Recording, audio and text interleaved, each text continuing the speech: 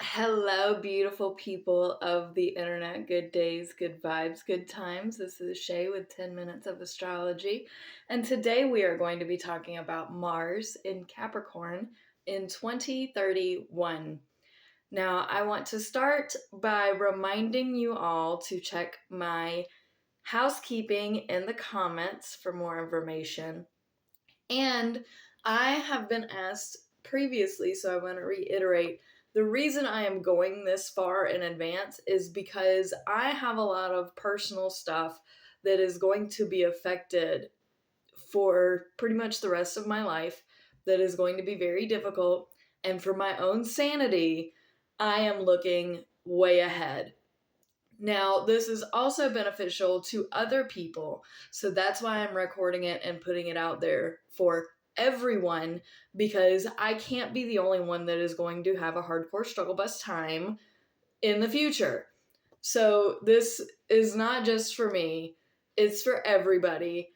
And when I first started this series, it was just for me because it's a lot. But I can still look back for myself, and you can look back as well. So that's why I'm doing this far ahead, because it matters. Anywho, on October 10th, 2031 is when Mars goes into Capricorn. Mars, if you have followed along so far, you already know, but for those of you who have no idea what's going on, I usually say the planet, what it means, the sign, what it means, and then I go into how it's being affected at certain degrees by other planets in other signs during that time. Mars is about war, action, work ethic, etc. Capricorn is about that money, investments. It is eye on the prize, going to do whatever is in mind and in heart, no matter what. Just if you can imagine a goat and how some of them will climb directly up a mountain. It doesn't even have to be an incline. It can be a straight wall and they will climb up it because nobody is going to tell them that they can't. It's instinctual. It's natural to just go to the top.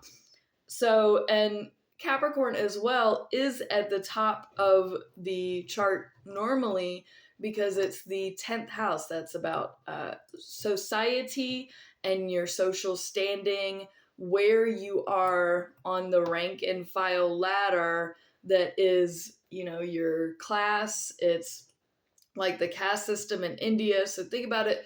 They want to be at the top of it no matter what. So that's where Mars is. Now, I personally like Mars in Capricorn, but I am also a biased astrologer. There are a lot of signs and placements that, even if it makes sense to other people, I personally dislike it. And there are signs and placements that other people are like, those don't. And I'm like, yeah, for me it does. So remember, you came here to listen to me. If you want another person's opinion that goes into a way that you sway, then you're welcome to reach out to them. Now, approximately October 26th, we have a semi-sextile to Pluto in Aquarius.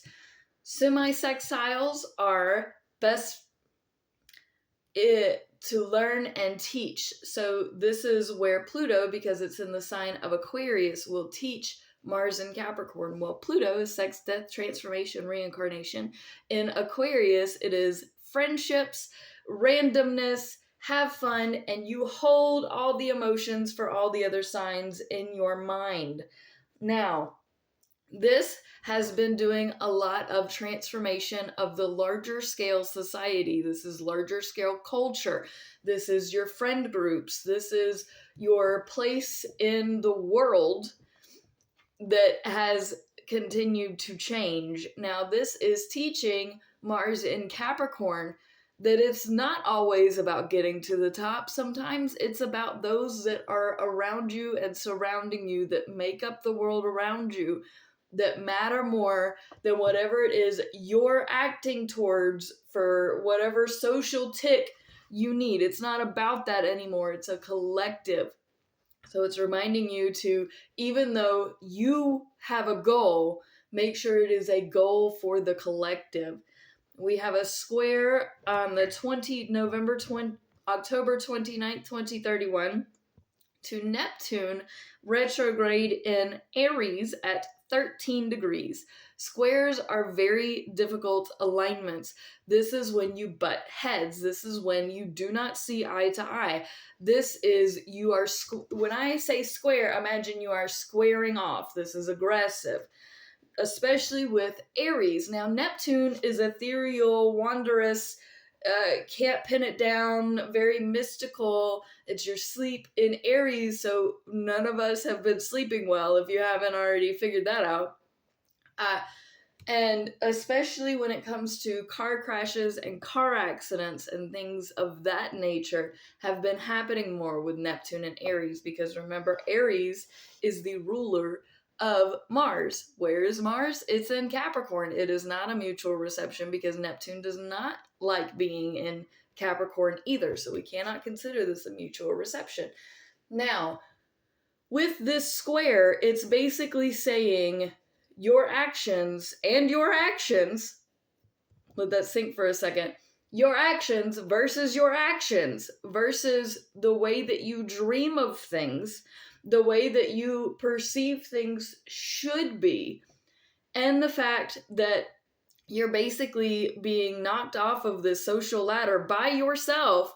So this is you doing it to yourself, but it's like a slow motion movie where you see it crumbling around you and you can't put your hands underneath it to catch it fast enough. It's a very slow descent, and it can be very angering. It can be very confusing.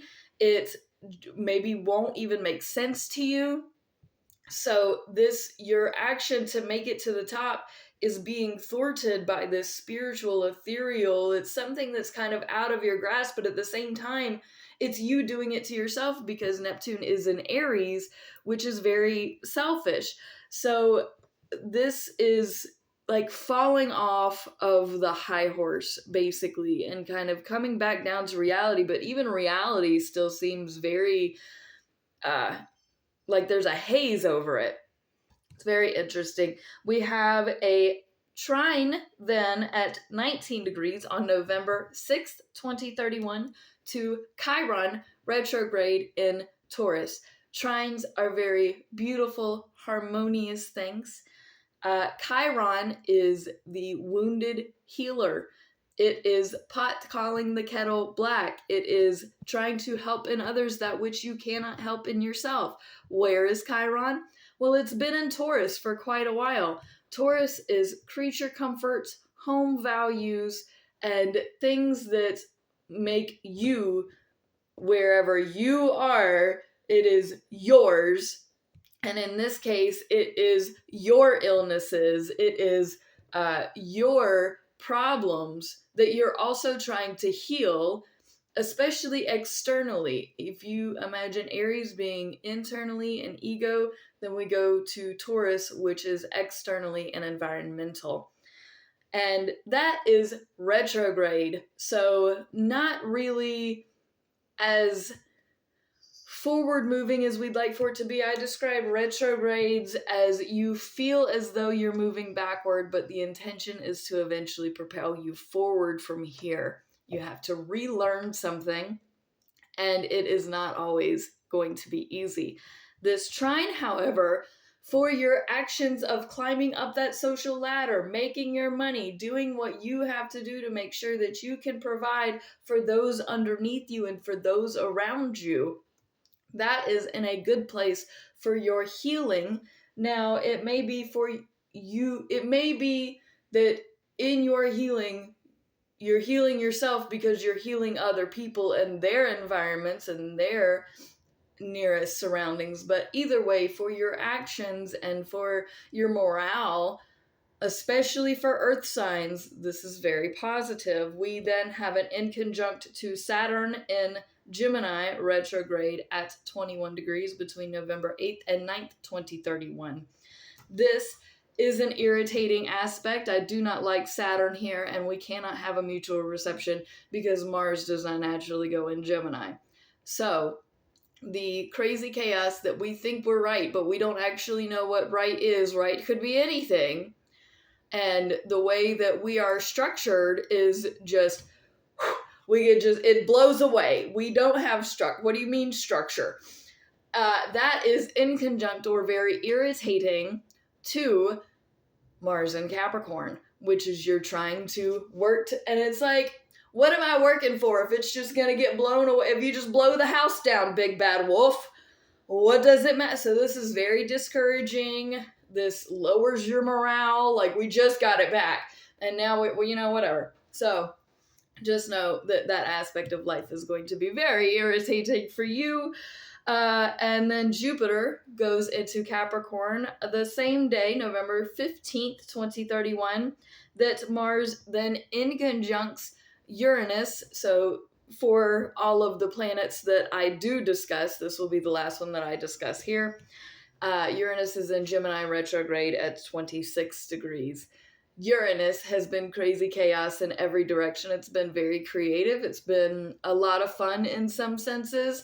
It's been a lot of random, directionless, fun. Very fun, though.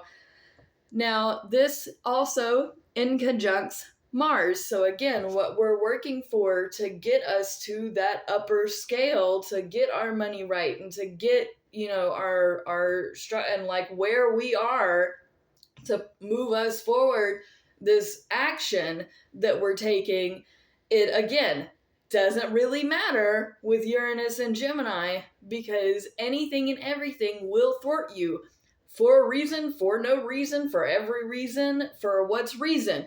Like, so another really disheartening, really irritating, I would say that you should see this coming, but because we've had so many things come into our path, it's like, at what point? At what point does this stop? Well, I believe that it will stop when we have more things enter into Cancer, but then we're going to be emotional, but it won't be so much all the stuff we went through.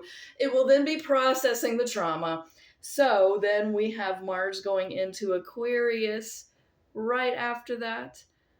Thank you so much for watching. Peace out, fam. Much love. And remember to press the buttons, people.